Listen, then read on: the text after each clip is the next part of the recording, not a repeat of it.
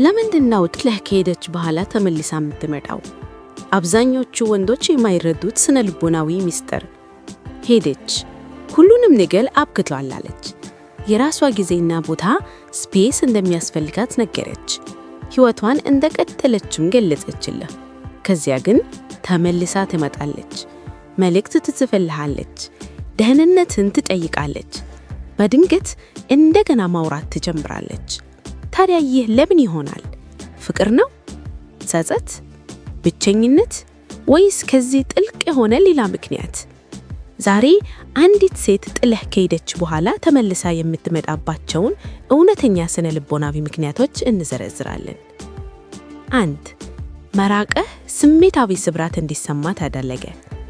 ስትሄድ እረፍት፣ እፎይታ ታገኛለች ብላ አስባ ነበር። ነገር ግን ያገኘችው ዝምታን ሆነ። ምንም ትኩረት የለም፣ ምንም ማረጋገጫ የለም፣ ካንተ የሚመጣ ምንም ስሜታዊ ጉልበት የለም።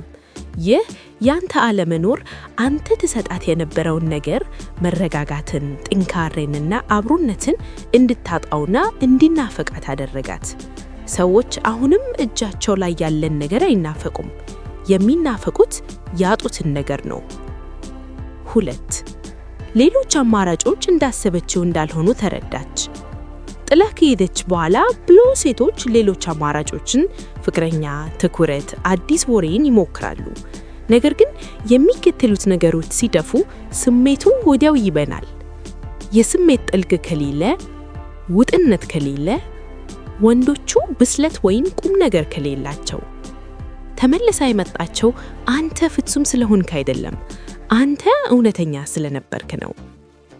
3. መለያየቱን በጥንካሬ ስለተወጣኸው። ይህ ትልቁ ምክንያት ነው። አንተ አልለመንክም፣ አላሳደድካትም፣ አልተሟጋትክም፣ በስሜት አልተሰባበርክም።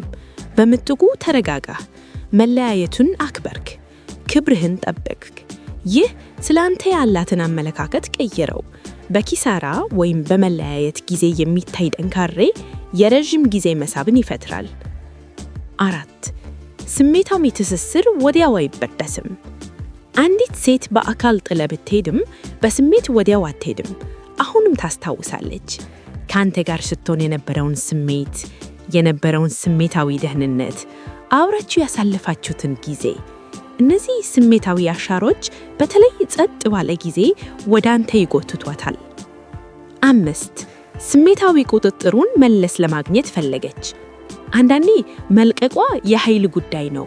የጠበቀችው እንድታሳድዳት፣ እንድትደናቀቅ፣ ዋጋህን እንድታስረዳ ነበር። ነገር ግን ይህን ሳታደርግ ስትቀር የእሷ ቁጥጥር ጠፋ። መመለሷ ስሜታዊ ግንኙነቱን ዳግም ለመቆጣጠር የምትጠቀምበት መንገድ ይሆናል። 6. እሷን ሳታሳድድ ራስህን ስለቀየርክ። ይህ ረቂቅ ግን ኃይለኛ ነው። አስተውላለች።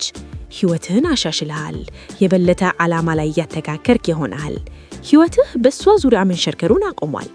ሳሳድዶ ማደግ የእውቀት ጉጉዱን ይጨራል። የመጣሽ ወደ ኦሪድን አንተ ሳይሆን ወደ መተነበይ ወደማይቻለው አዲሱ ማንነትን ነው። 7. በአንተ ምክንያት ስለ ራሷ የሚሰማትን ስሜት ናፈቃት። ይህ በጣም ጥልቅ ነው። ናፈቀኝ ስትል አንተን ብቻ አይደለም። ናፈቃት መደመጥ፣ መረዳት፣ መመረጥ፣ ስሜታዊ ደህንነት፣ ሴትነቷንና መረጋጋቷን ማግኘት። ይህን መስጠት የሚችሉ ወንዶች ጥቂት ናቸው። ሲጠፋ ግን በጣም ይታወቃታል። 8. አሁንም ያው ሰው ሆንክ እንዲገኝ እየፈተነች ነው።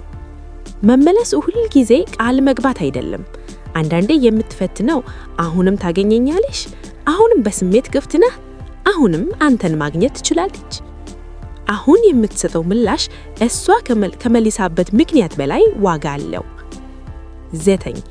በስሜት ሄደች ነበር፣ በአመክንያት ግን አልሄደም። ለመሄድ የገፋት ስሜት ነበር፣ የመለሳት ግን አመክንያት ነው። ስሜቱ ሲቀዘቅዝ እውነታ ይታያል። ከዚያ ነው ጸጸትና የእውቀት ጉጉት የሚመታው። 10. ስላላሳደድካት ነው ተመልሳ የመጣችው። አብዛኞቹ ወንዶች የማይረዱት እውነት ይህ ነው። አሳደሃት፣ ለምነሃት ወይም ለማሳመን ቢሞክር ኖሮ ተመልሳ አትመጣም ነበር። ርቀት፣ ደመና፣ ክብር እኩል ይሆናል መሳብ። የመጨረሻው እውነት ይህ ምን ማለት ነው? የሷ መመለስ ወዲያውኑ ፍቅር ማለት አይደለም። ትኩረቷ እንደገና ነቁራል ማለት ነው። ቀጥሎ የሚሆነው ነገር በአንተ አቋም ላይ ይወሰናል። በመረጋጋትህ ትቀጥላለህ? ደረጃህን ትጠብቃለህ?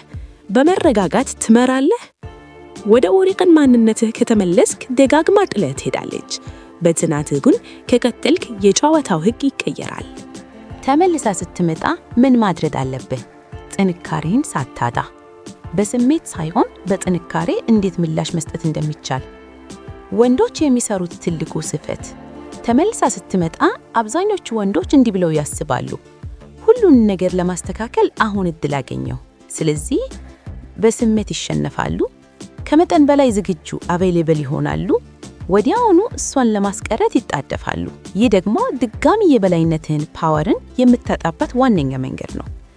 ዛሬ ድጋሚ ሳትሰድድ፣ ሳትለምን ወይም ያንኑ ስህተት ሳትደግም እንዴት ምላሽ መስጠት እንዳለብህ ትማራለህ። 1. ወዲያውኑ ምላሽ አትስጥ። የመጀመሪያው እርምጃ ራስን መጋት ነው። እሷ ግንኙነት ሲጀምር ለመመለስ አትቸኩል። በስሜት ተገፋፍተህ ብዙ አትጻፍ። ለምን ተመለስክ ብለህ አትጠይቅ። በመረጋጋት ጊዜ ወስዶ ምላሽ መስጠት ጥንካሬን ያሳያል፣ በስሜት እንደማትመራ ያሳያል። ይህ ደግሞ ወዲያውኑ በመካከላችሁ ያለውን የኃይል ሚዛን ይቀይረዋል። 2. ጨዋ፣ ረጋ ያለና በራስህ የምትተማመን ሁን። አትቀጣትም፣ አትመርምራትም፣ እንዲሁም ጭካኔ የተሞላበት ቅዝቃዜ አታሳይ። በምትኩ እንደረጋ ሰው ምላሽ ስጥ። አክብሮት ይኖርህ። አጭር ሁን። ስሜትን መካከለኛ ኒውትራል አድርግ። ይህ ልዩነት ይፈጥራል። እሷ የጠበቀችው የንዴት ወይም ደግሞ ደስታ ነበር። መረጋጋትህ ያስገርማታል፣ ያንተንም ዋጋ ከፍ ያደርገዋል። 3. እሷ በብዛት እንድታወራ ፍቀድላት። ይህ በጣም ወሳኝ ነው። ተመልሳ ስትመጣ 1. እሷ እንድታብራራ ፍቀድላት። ስሜቷን እንድትገልጽ እድል ስጣት። ዓላማዋን እንድታሳይ ተዋት። አንተ ግን ብዙ አታወራ። ራስህን ለማስረዳት አትሞክር። ስለመለያየታችሁ ወዲያውኑ አትዘርዝር። ብዙ የሚያወራው ሰው ለሌላኛው ወገን መረጃ እና የበላይነት አሳልፎ ይሰጠዋል። 4. ቃላቷን ሳይሆን ተግባሯን ተመልከት። ስሜት ውስጥ ሲገባ ቃላትን መወርወር ቀላል ነው። የእውነተኛ ጥንካሬ ያለው ግን በተግባር ነው። ተመልከት። በውሳኔዋ ትጸናለች፣ ኮንሲስተንት ናት፣ የተናገረችውን ታደርጋለች፣ ለጊዜ ክብር ትሰጣለች፣ ጥረት ታደርጋለች። ያለ ተግባር የሚታይ ፍላጎት የድሮ ትዝታ ኖስታልጂያ እንጂ ቁርጠኝነት አይደለም። 5. የድሮውን ግንኙነት ወዲያውኑ አትጀምር። አብዛኞቹ ወንዶች የሚሸነፉት እዚህ ጋር ነው። እሷ ያን የድሮ ግንኙነት ጥላ ነው ሄደችው። ስለዚህ ምንም እንዳልተፈጠረ አድርገህ ድጋሚ አትጀምር። ወደፊት መራመድ ያለብህ በዝግታ ነው። አዲስ ፍጥነት፣ አዲስ ወሰን፣ አዲስ መስፈርቶች። ካልሆነ ግን ድጋሚ አክብሮቷን ታጣለህ። 6. ስሜታዊ ወሰኖችን ያለ ንዴት አስምር። ዳግም አንተን ማግኘት ከፈለገች ነገሮች ግልጽ መሆን አለባቸው። በመረጋጋት የሚከተሉትን ግለጽ። ምን እንደምትጠበቅ፣ ምን እንደማትታገስ፣ አሁን ምን እንደተለወጠ። በመረጋጋትና በራስ መተማመን የሚገለጹ ወሰኖች ደህንነትን እንጂ ማስፈራራትን አይፈጥሩም። 7. ህይወትን በስርዓት የጠበመና በዓላማህ ያተኮረ አድርግ። እሷ ተመልሳ ተብሎ ህይወትን በእሷ ዙሪያ አታዋቅርም። የሚከተሉትን ቀጥል። ግሎችህን፣ የዘውትር ተግባራትህን፣ ሩቲንስ፣ እድገትህን። ዓላማ ያለውና በስራ የተጠበመ ወንድ ማራኪ ነው።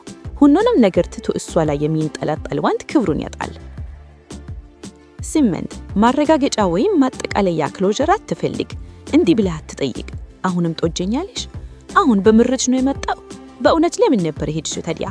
ጥንካሬ የሚመጣው ከራስህ ነው። እንድታገኝህ በስሜቷም ወይም በተግባሯ ጥረል እንድታደርግ ተዋት። 9. ዳግም ትተሃት ለመሄድ ዝግጁ ሁን። ይህ ትልቁ የጥንካሬ ደረጃ ነው። ለግንኙነቱ ክፍት ነህ፣ ነገር ግን በውጤቱ ላይ ጥገኝነት የለህም።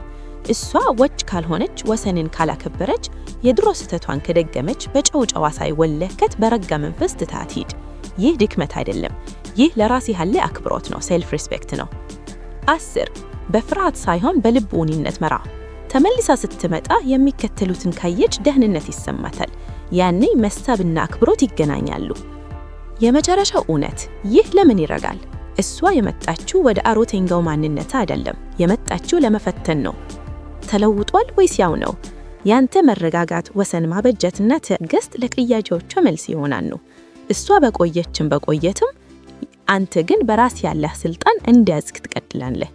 እሷ ስትመጣ አትቸኩል። ወደ ህይወትህ ለመመለስ ጥረት እንድታደርግ እድል ስጣት። የመጨረሻውና ጠንካራው አቋም ከሷም ጋር ለሆነ ወይ ወዳ ሆነ ደስ እንደምትሆን ማቻል ነው።